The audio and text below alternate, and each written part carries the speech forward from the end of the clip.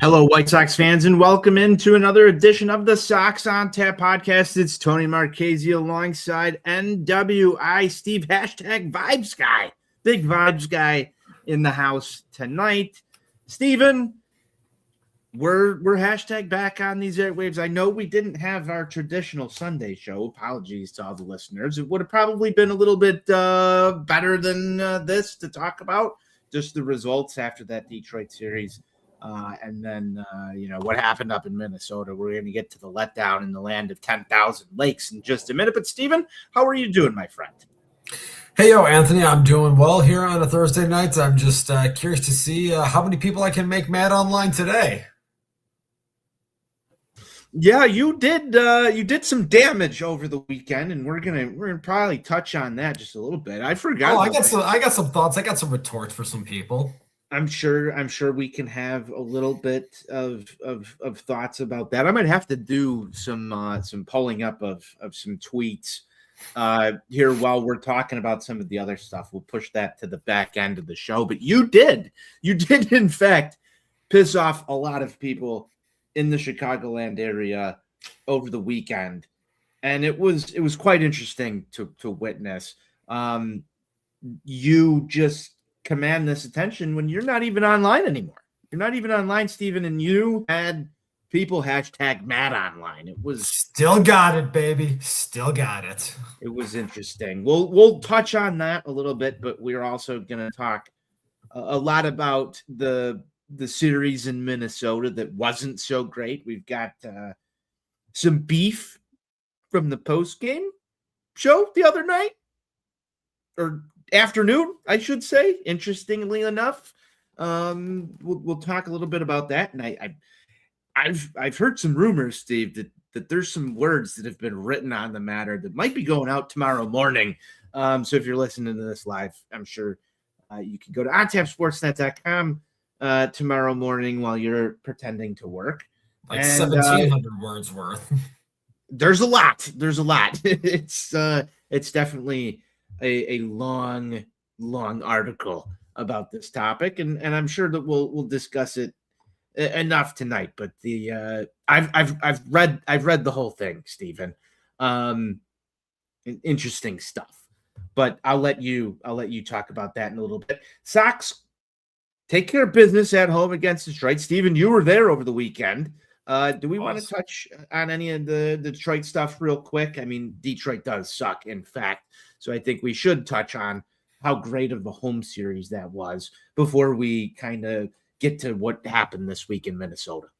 Yeah, I had a lot of fun at the ballpark over the weekend. I took in all 3 games of that series. I took in 6 out of 7 games of the homestand last week. It was a lot of fun to be back at the ballpark there. And, anytime you can just put it on those shitbags from Detroit, it's really nice. And, I think in a lot of ways that may be the death knell in their season. Now, granted, I know they did follow that up by going down to Tampa and sweeping the first place Rays because baseball is just such a remarkably dumb sport sometimes. But, following that victory on Sunday, I think, the Motor City Kitties might have been 15 or 16 games below 500. So, if you listen to any of the national podcasts out there, Boob is making the rounds, passing a lot of the other guys, Ken Rosenthal on foul territory and everything, just basically saying that. I mean, it's pretty much going to be open season, and the time to start shopping Tarek Skubal is now. He's already starting to throw side sessions a little bit, and there's some speculation that in 2 weeks he's going to be ready to come back. And what would you know? Guess where the Sox happen to be in 2 weeks? Definitely not in the Motor City. Well, actually, yes, they will be in the Motor City. Of course they will be. Of course they will be. That's just how they write it up. Oh, man. The script writers, they're pretty good, Stephen. Now, I thought this series was great. I'm a big advocate of, watching Detroit teams lose. As am I. In both of my favorite sports. Thought the Sox had a really good finish to that homestand, Steve. And we like happy flights. I know that's a big thing. We like happy flights. Sox take a happy flight to Minnesota, and things weren't so happy once they got there. The news, obviously, that we haven't talked much about over the weekend. Munetaka Murakami, injured running to first base, pulls a hammy. We've seen this story before. I don't want to draw any comparisons between the previous regime and this one, but we have seen this story before as White Sox fans. Guy in the middle of your order running to first base, and all right, here comes another 4 to 6 weeks for him. Sox were still able to rally back in that ball game, and on a Miguel Vargas homer, they take it. But as we're getting ready to settle into this series with Minnesota, you get the news that he's going to be out 4 to 6 weeks. You're missing arguably, not even arguably, the best bat in your lineup. There's no argument. The American League, was it Rookie of the Month for He was May? named Rookie of the Month for May. Yeah. There's no argument there. I did hear, I believe it was on the broadcast. I'm not sure if it was Steve Stone. I think it was. But I don't want to misquote anybody, but somebody talking about how Miguel Vargas could actually be the most dangerous bat in the White Sox lineup, even with Munetaka Murakami in there. I don't know if I fully believe that, but Vargas has swung a pretty hot bat, and stats are stats.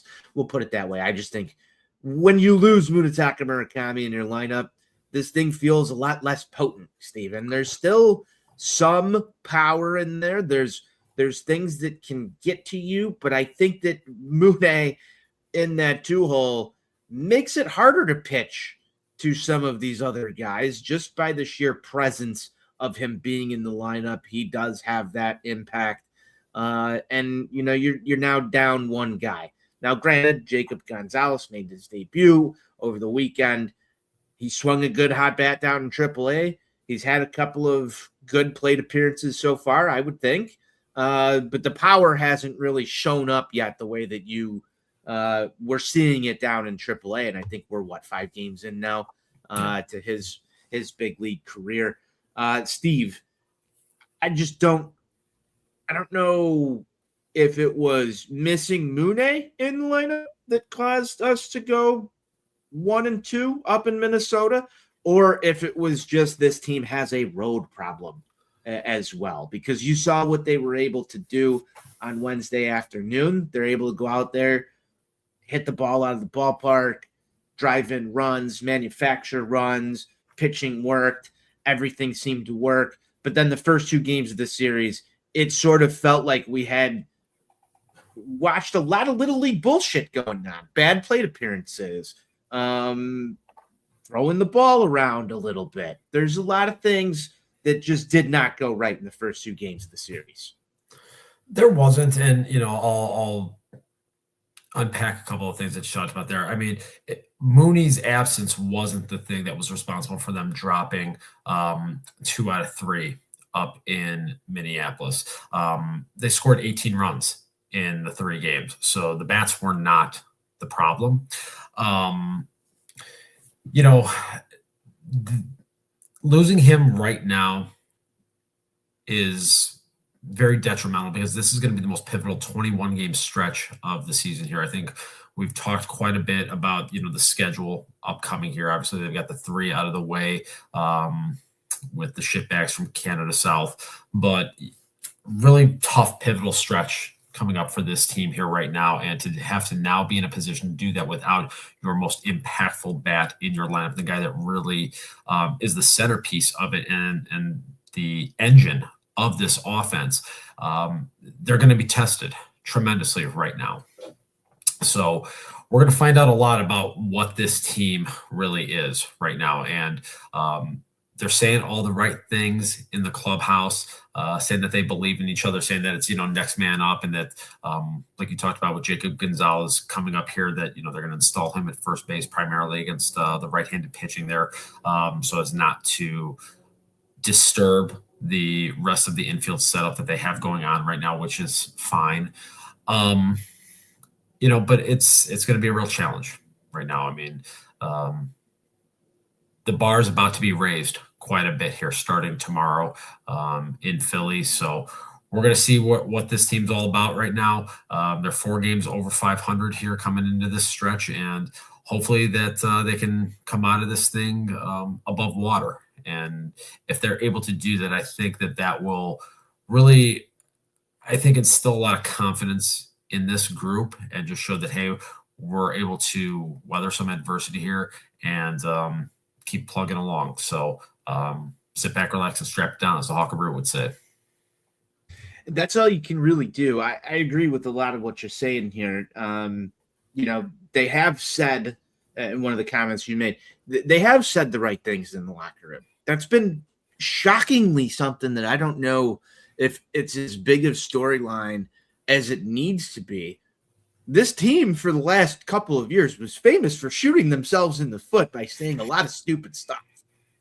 And I'm like, you can just go back through everything that Pedro Grifol did. And even Eloy Jimenez or Yohan Monk, like it wasn't ever anything that didn't come back and blow up in their face. So far this year, they've been able to kind of navigate that very well. From the manager through the clubhouse.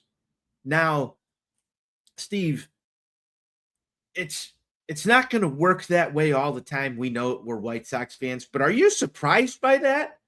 That it does seem like these guys have kind of gelled around each other a little bit? Understand there's going to be some growing pains, and there's going to have to be a time where that's tested and stretched.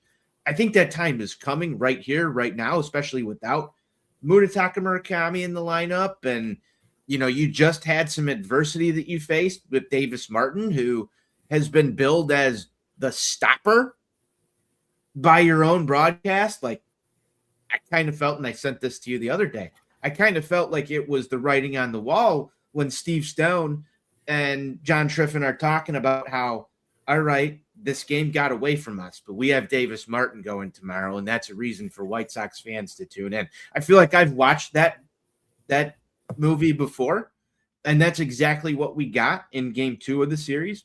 But I thought, like, hey, you come back and you put a whooping on them in the series finale. I don't feel like we're exactly leaving in bad shape. Yes, I think it could have been better. But, like, where are you with that? Do you think that they can actually stand the test of time, or is there going to be some White Sox moment where we're sitting here in 3 or 4 months going, okay, it was fun for a while, but this is where everything crumbled? And the only reason I'm asking you, Steve, is do you not remember back in probably early November when the Chicago Blackhawks were in a wild card spot?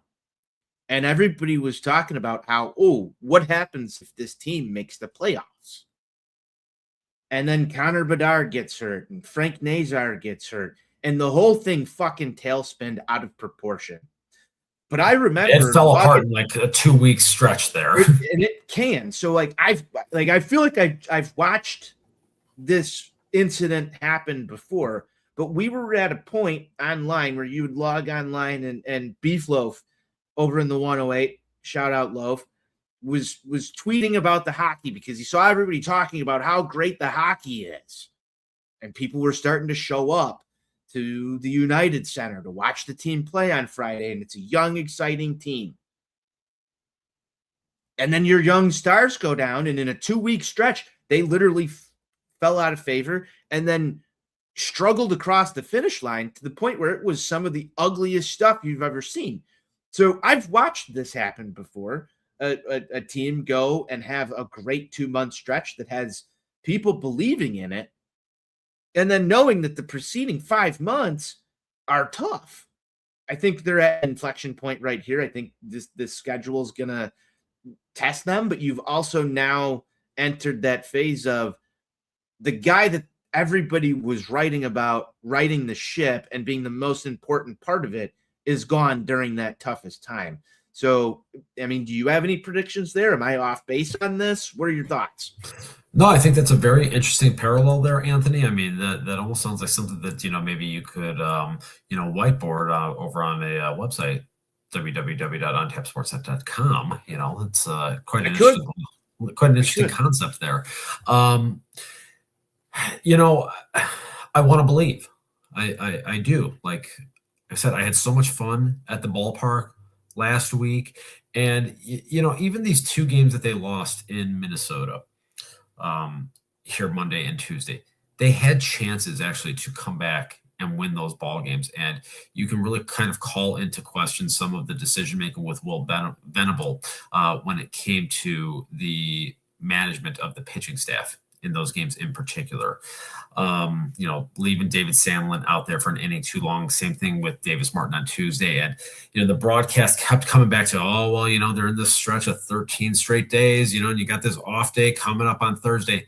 Guess what? They have an off day on Thursday, and then they have another off day on Monday. So you've got 2 off days, and then you've got an off day the following Monday. You've got like 3 off days in an 11 or 12-day stretch.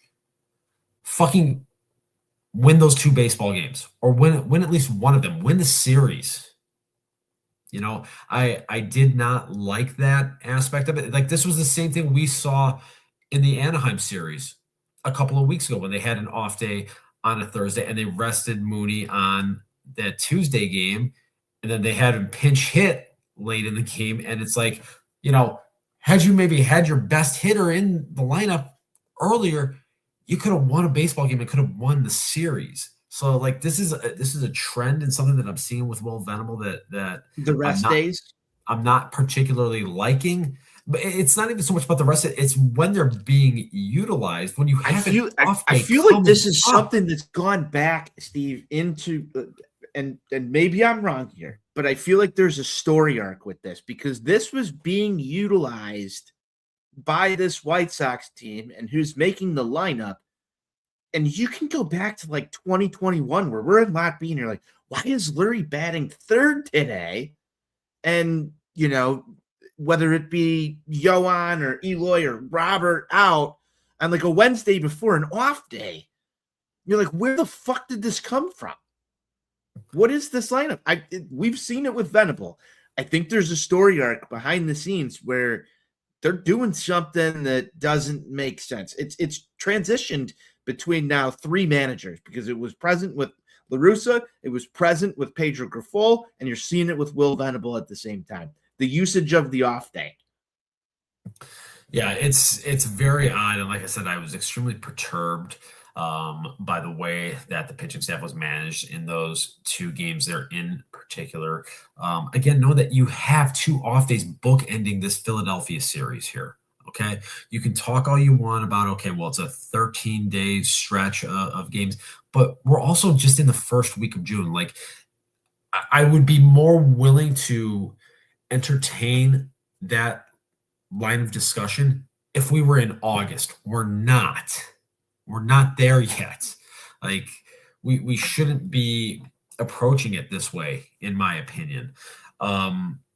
You got to be going out, you got to be trying to win as many fucking series as you can.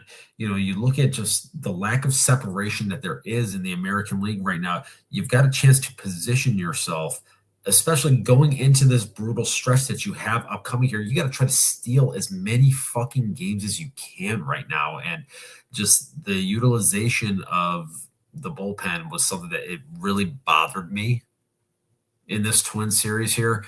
But at this point, look, it's over and it's done. You end the series on a high note, and now you're going into Philly. And look, you got 18 games, coming up here that are going to be a real big test for you.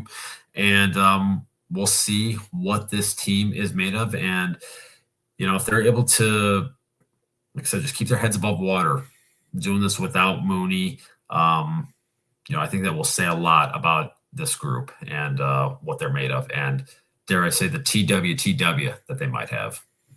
Hopefully some hashtag grit. We want that, right? Like we want this to pan out. I'm not trying to draw back and say hey, they're going to turn into the Blackhawks. Everything's going to turn into a complete dumpster fire, and we're going to. I want this team to make the fucking playoffs. Same here. That's we're both there. You got to be cautious, though. There's been cautionary tales that have been told. Yeah. We've watched these things unfold in front of us. Not even 6 months ago. So it's okay to have some, trepidation. Trepidation. That's a good word right there. I was actually thinking of that one, but that's perfect for this. We want this team to win, though. Mike's in here with a question. Steven, when do you think we'll see Braden Montgomery? We'll get to that in just a little bit.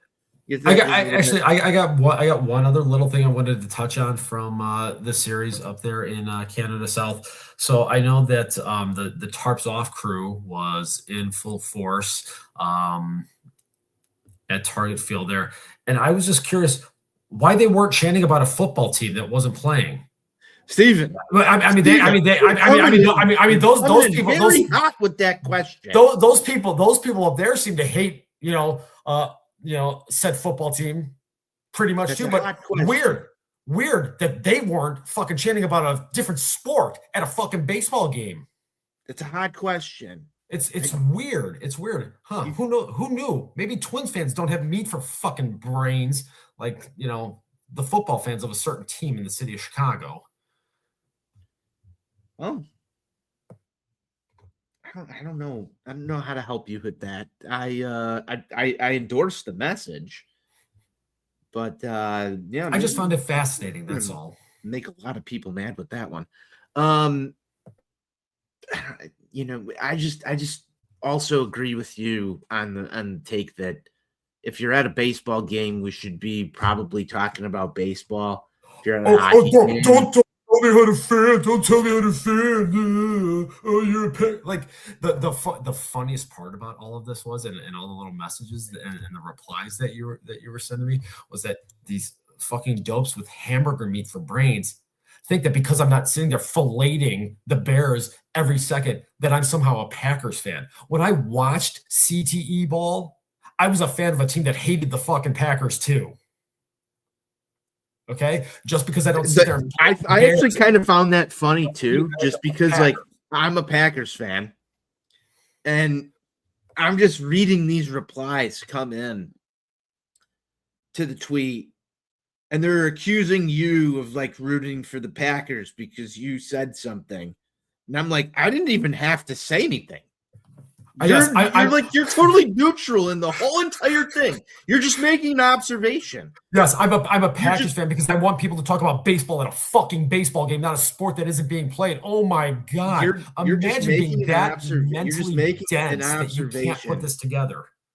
You're making an observation, and of course, because it goes against that fan base, all of a sudden you're the enemy. Fuck them. One of my favorite clips that was ever posted. Wow. We'll have to do a read back at some point on the replies from that tweet. I don't think we've got time tonight, but some of them are great. I know Pat Comiskey has saved a lot of them, and we'll use them all the time. I've already seen them out there in the wild.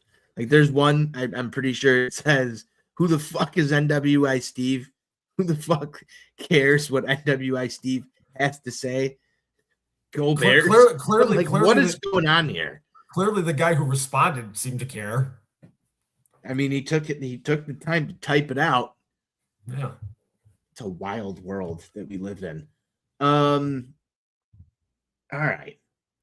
I think we have to talk about Colson Montgomery. We've got about 15 minutes left. Before we do that, do we want me to answer Mike's question here about my thoughts on Braden Montgomery? Yeah, let's get to the question, then we'll head on over there. Mike, thank you for the question. Thank you for tuning in. I think we talked about this maybe a couple 2-3 weeks ago, prior to his promotion to AAA Charlotte.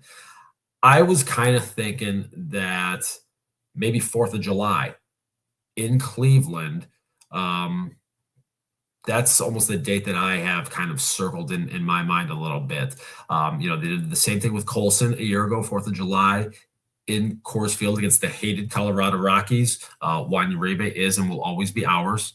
Don't you ever It's a forget rivalry it. game. It Rivalry is. game. It is. Big on It the is. MLB schedule. I'm surprised they haven't flexed that to prime time.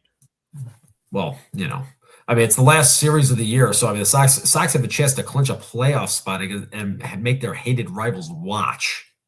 Think about that, okay?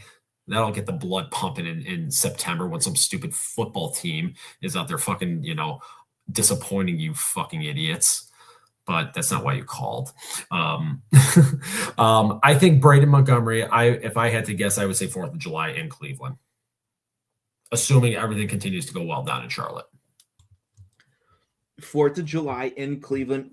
Things aren't going quite well for him in Charlotte. Just keeps hitting. You and I had an interesting conversation the other day about how this lineup shakes out eventually with him in a perfect spot.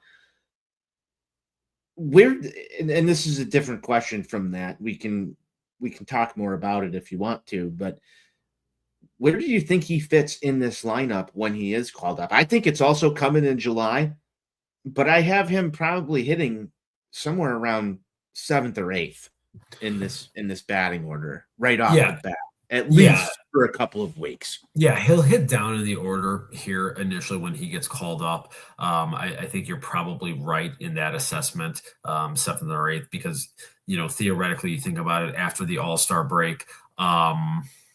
You should be getting Mooney back and you should be getting Kyle Teal back. So that's going to just help lengthen the lineup. My opinion on this is if Braden Montgomery's development continues, and I hate to even be saying this, but in an ideal world, because of the fact that he's a switch hitter,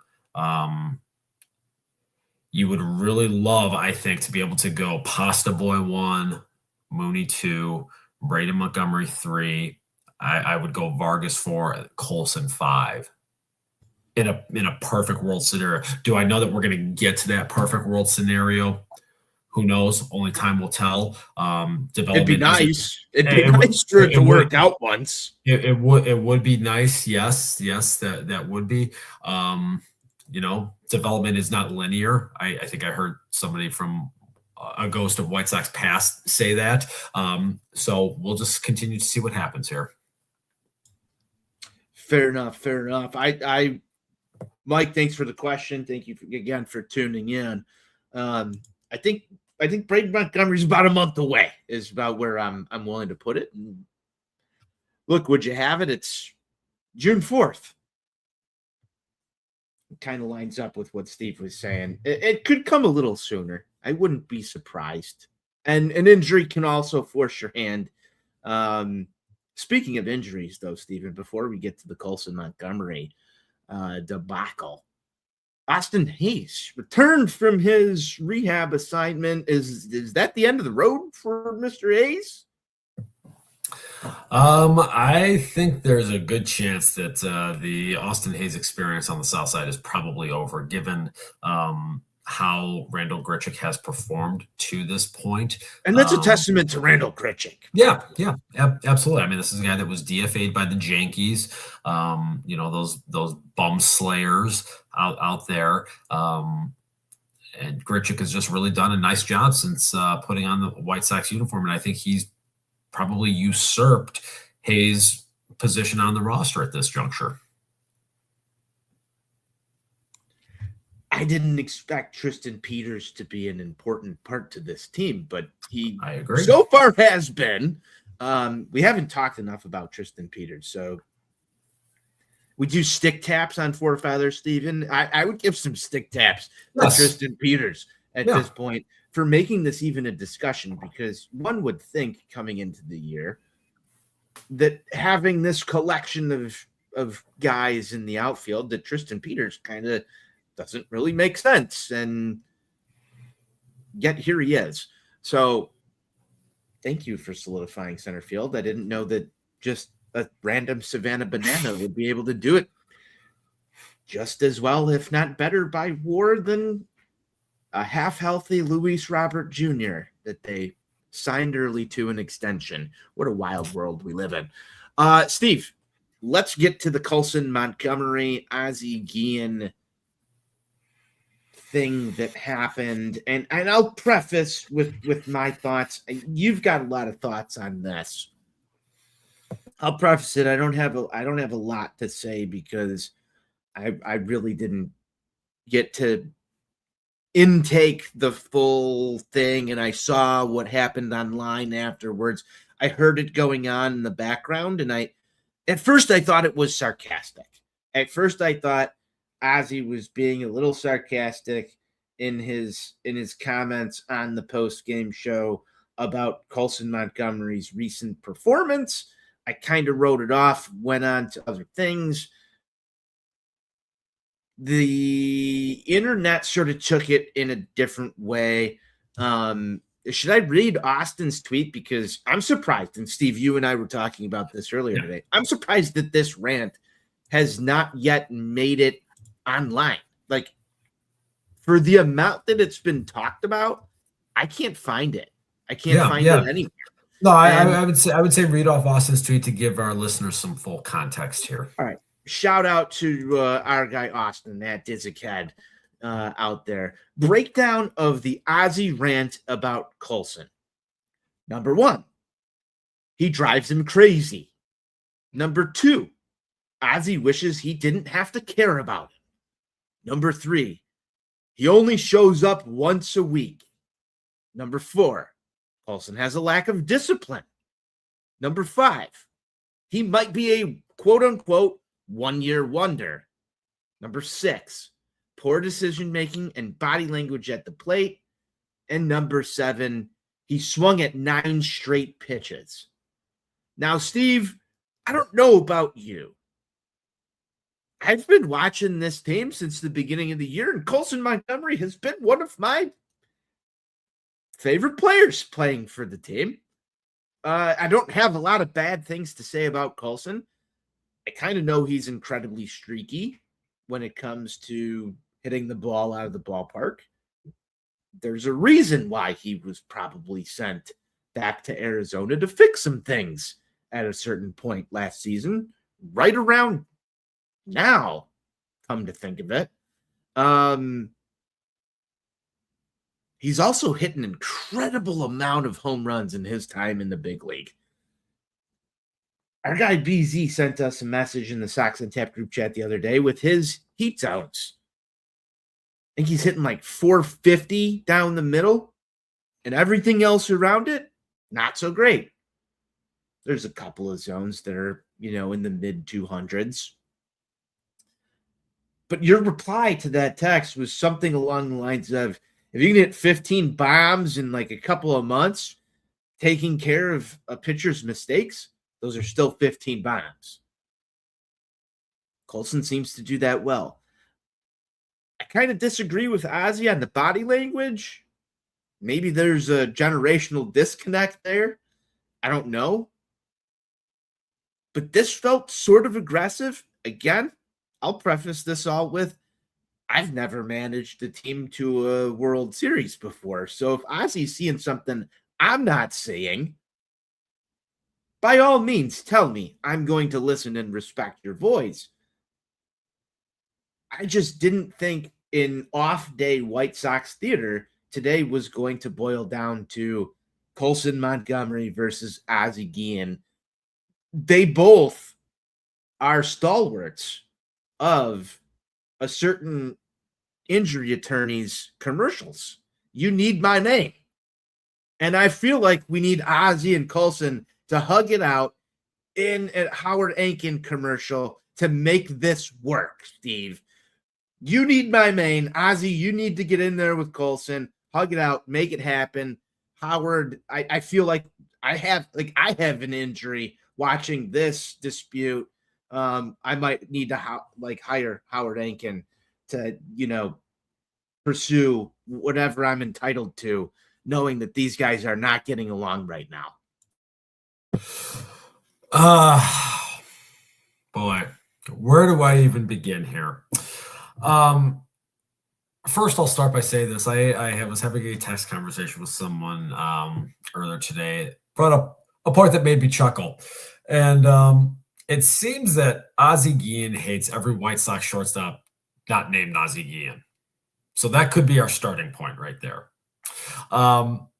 Secondly, I feel like we need to get out. I feel like we need to get out the what did Chuck find? And I got a lot of data. A lot of data here. Okay. So you do have a lot of data. A couple things. Because look, as we all know, we are nothing without the data. Colson Montgomery ranks 6th in all of baseball right now in terms of WAR by Fangraphs measures. He's at 2.3 WAR right now. That might be a bad player in 61 games on some planets. It's just not on this one. Okay. And so to sit there and say that this guy was a one-year wonder when his numbers, there is a little bit of a decline relative to where they were in the 71 games a year ago, but it's not that much of a drop off here. I mean, like, I think Colson is probably he's hit 36 home runs already in 132 games. I think that might be more homers than Ozzie hit in his entire career. Okay.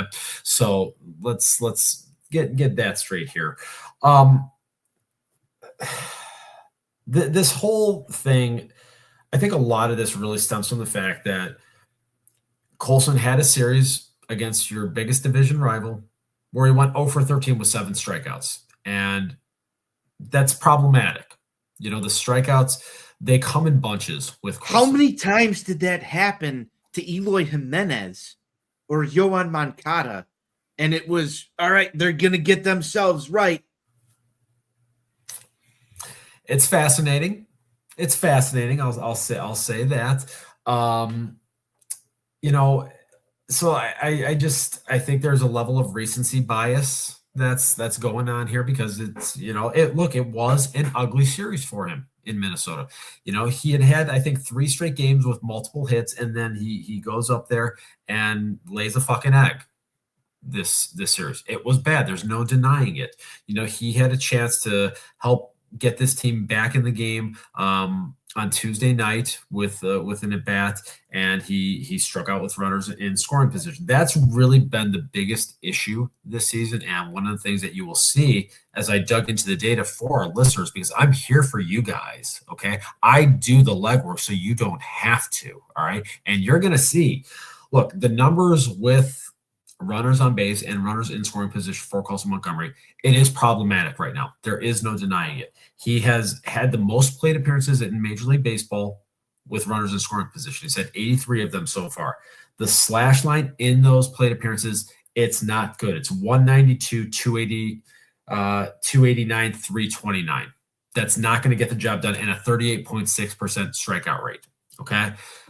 That's a problem. You can't have your data on Luis Angel Acuna too while we're at it, because that guy's just irrationally bothering me in the back of my brain. Because here's what I can tell you about him. He's bad in every situation. Thank you for hashtag confirming. No problem. Glad I could be of service, Your Honor. And I think too with Colson, there's a couple of things happening from a swing decision standpoint. So, you know, when Ozzie said that he's up there swinging at everything, yes, Colson is swinging the bat more this season compared to what he was doing a year ago. His overall swing percentage is up this season. Do you have that count based? Because there was an interesting note that was talked about, I believe it was on White Sox Weekly, that the team is swinging at a lot more first pitches this year. I don't have it broken down by count. Okay. But like I said, what I can tell you, I was wondering if you had any data on him swinging at the first pitch in the at bat. I don't feel like it's happened a lot more this year. It doesn't see to me. It doesn't feel like he's swinging early on counts very, very often. I'm talking about team overall. Okay. You know, that could be, and that could be a Derek Showman like approach thing. Right. Remember, you know, Frank Mancino, fuck the home run, hit a single, you know, fuck taking a pitch. Let's try and hit the ball out of the ballpark when a pitcher's trying to throw one over strike one. See, you know? And I've been a big proponent of that for a while about being selectively aggressive. And that's one of the things that I've talked about for a long time is people have always harped on the Sox not having a lot of walks as a team. And the one thing that I used to say all the time about when Tim Anderson was going well, when everybody used to say that he was the straw that would stir the drink and the guy that would make that lineup go, is because he would get himself into 2-0, 3-1 counts, not looking to walk. He would be getting himself into those counts, looking to drive the baseball. That's what I want to see. Okay. So, that's if that's a team-wide approach that Derek Showman is implementing, about saying, hey, if you see your pitch early on in the at-bat, fuck taking it right down the cock, fucking blast that thing. I'm good with that. So, but kind of like I said, circling back to Colson here a little bit here, like I said, he is swinging the bat more. He's swinging more at pitches out of the zone, and his contact rates have gone down. And they've gone down appreciably on pitches both out of the zone and in the zone when he's swinging the bat. And some of that is due to some tweak. I don't know if this is a concerted effort on his part, but there is a variance to his swing that we are seeing right now. The tilt on his swing, he's got about another degree of tilt to it this year. So, and he's explain this to me like I'm 5, because I've never sat there and talked about the tilt on someone's swing, Steven. Okay. So you got to break this down a little bit more. So when we talk about the tilt and the attack angle here, basically what it comes down to is he is trying to elevate the ball to the pull side. Can you make visual, show people visually what this looks like? He's trying to pull side, trying to generate more loft with his swing here versus what he was doing a year ago. Stand up and do the full. You're left. No, I'm not standing up. More like I said, but it is. Okay, so here's my question. He's been able to hit the ball pretty fucking far. We've seen him already put one off of the what do we call it now? Is the stadium club. Yeah. He's been able to have immense pull side power. Is he just in your mind, do you think he's 100% leaning into that pull side power? That's what he's trying to maximize with. Yes. That's what it looks like to me. And so when Bez sent the message about his heat map, and if you look at some of those data points on pitches on the outer third of the plate, if you got a pitch at the top part of the strike zone, in that top quadrant of it, and you're trying to pull it and elevate it to the pull side, you're going to be swinging underneath it. Okay, so we've seen this before, that Colson Montgomery has enough power to go the opposite way. He does, but I don't, and I get this too, and I hate to bring this example up, but another left-handed first baseman, Gavin Sheets, for the Chicago White Sox, just eye test sample. We saw a part where I almost wish that Sheets had leaned more into his pull side power, and it felt like sometimes we were selling out for a single to left field. Mm-hmm. I'm sure you would agree that that's what we saw happen. Colson might need to dial it a little bit more there, but I'm not mad that we're maxing out for this. I want the result to be fireworks. I want the result to be fireworks. That's what I want. Yeah, sometimes singles are good, but I don't think that there's a bad body language problem happening here. No, I think you're walking back from the batter's box because you struck out. You missed your pitch by 2 inches, and you're going to be pissed off because you're doing this at a higher rate than most baseball players are at the top of their profession. I don't see the bad body language. I'm sorry. I agree with Ozzy on a lot of things. This one I don't. Yeah, the body language I don't buy into at all, but I think this whole discussion would have gone over a lot easier had he just said that Montgomery needs to understand the situational hitting aspect, and he needs to make adjustments depending upon the situation. When you're up in a spot and you're the cleanup hitter on this team, and you're going to be for the foreseeable future with Munetaka Murakami sidelined, and you got a runner on third base and less than 2 outs, that's where I'm okay if you're dumping a single into left. Right. You have to, in that situation, you have to get that fucking run in. That's a spot where a strikeout is bad. Okay. If he's still trying to hit it on the Dan Ryan. Right. That's out of right field onto the Dan Ryan. No and less. There's a problem there. That's what I'm talking about. And the immortal Stephen J. Ruzich at South Suburban College used to say all the time about understanding situational hitting. You're in that spot right there, runner on third base, less than 2 outs. You got to get that fucking run in. Okay. If the pitcher makes a mistake and you want to blast one to the fucking moon, great. I'm here for it. But if you don't get that pitch, you have to find a way to get that run in. And Montgomery has seemingly not been willing to make those adjustments to his approach in those circumstances. He had an interview a couple of weeks ago where he said that he's not concerned about, the strikeouts. He's trying to just generate more power. And there's got to be a balance between the two. And again, understanding the situation when you're in the batter's box, understanding where the game is at, and understanding what job you have to do in that situation. So that's what it comes down to. But like fair enough. And we've seen that showed up a lot in this Twin series. Yeah. No, it showed up a lot, not just him, the whole entire fucking team. Yeah. We saw that a lot in the Twin series. That's what I didn't like about it. But I also I don't know about you. I didn't feel that those losses were indicative of the team giving up at all. No. There was just stuff that I didn't like from a baseball perspective. Steve, I know we're running on time here. So any final thoughts from the Twin series around this Montgomery topic? I want to get your thoughts on the Phillies series before we shut this thing down and what to expect there. I know you're a big fan of everything that happens in Philadelphia. So it's definitely, you're a resident expert. You travel there enough.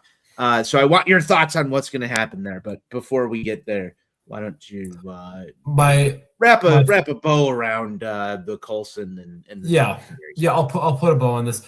Colson Montgomery's a good baseball player. He's not perfect. He hasn't even played. He's played 132 games at the major league level. He's a good player. The White Sox are in better position because they have him on their roster. Any suggestion to the contrary is fucking ridiculous. Full stop. As it relates, fuck the Twins always and forever. Okay, that's what I've got to say about that. Yes. Moving on to the Phillies. Yeah, Phillies. What's going on here? Give us the rundown, and we'll close this. All right. So 3-game set. The Sox are catching a break in the sense that they are missing Christopher Sanchez and that asshole Zach Wheeler. I'll never forgive him. Fuck him always.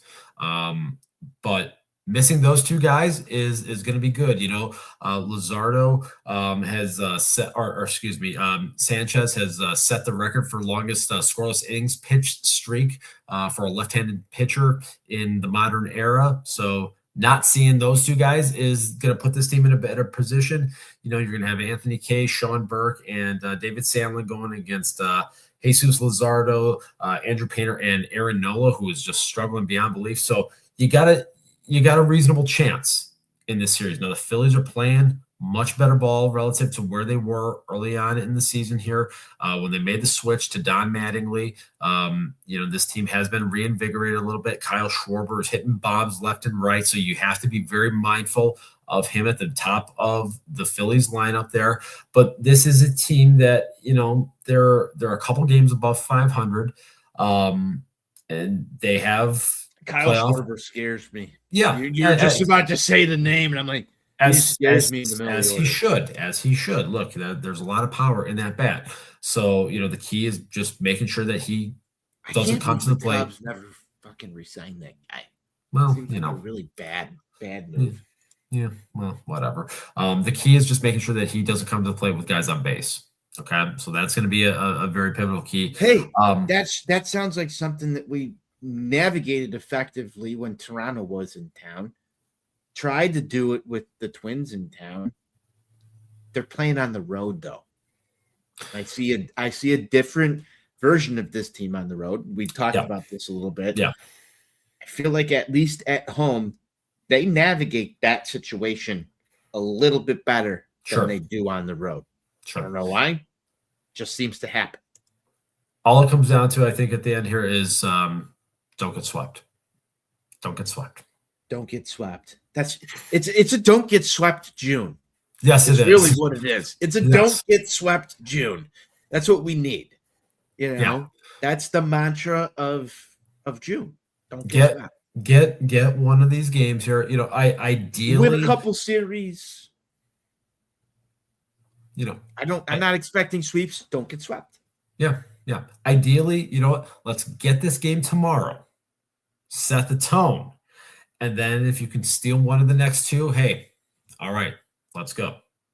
Hey, Steven, I've heard that setting the tone is pretty cool and tough. I've heard that myself. And look, as a vibes guy, I think getting the game tomorrow, starting the series on a high note, I think that would put the vibes in full gear. I would love nothing more. I would love nothing more than when I get back to the corner of 35th and Shields on Tuesday when the Barbs come into town for the vibes to be real high coming off a series win in Philly. Hey, we'll take it. Winning's fun, Steve. Winning is really fun. It's a lot better than losing. This is a great show. Steve, thank you for your thoughts. Thank you to all of the listeners who tuned in. Steve's going to have more hashtag content coming your way tomorrow about the whole Coulson situation. I think it's worth a read for everybody, especially if you tuned into the show. Go to ontapsportsnet.com. Head to our White Sox section. You'll find it there, Steve. And there won't even be any thoughts about, chance about a sport not being played. Yeah. Who knows? You can find out on ontapsportsnet.com. Steven, it's always a pleasure talking White Sox baseball with you. How about we get out of here the same way we always do? White Sox forever. White Sox for life.